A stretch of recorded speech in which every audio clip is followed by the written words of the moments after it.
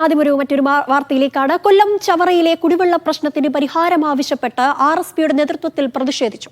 ജലവിതരണ പൈപ്പ് പൊട്ടിയതിനാൽ കഴിഞ്ഞ 11 ദിവസമായി തുരുത്തുകളിൽ കുടിവെള്ള വിതരണം മുടങ്ങിയിരുന്നു. വെള്ളം ശേഖരിക്കാൻ പോയ ഒരാൾക്ക് ജീവൻ നഷ്ടപ്പെട്ടിട്ടും നടപടിയെടുക്കാത്തതിൽ ആയിരുന്നു പ്രതിഷേധം.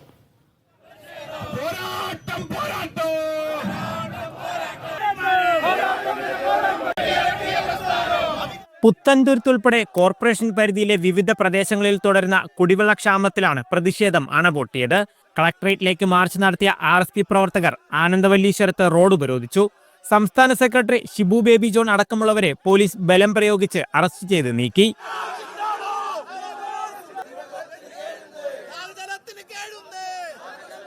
കൊല്ലം പട്ടണത്തിലേക്കുള്ള ഏക ആശ്രയം ശാസ്താംകോട്ട കുടിവെള്ളമാണ് എന്നുള്ളത് അറിഞ്ഞിട്ട് പോലും സർക്കാർ അനങ്ങിയില്ല എന്ന് പറയുമ്പോൾ ഈ നാട്ടിലെ ജനങ്ങളോടുള്ള ഇവരുടെ സമീപനം എന്താണ് എന്നുള്ളത് തെളിയിക്കുന്നതാണ്.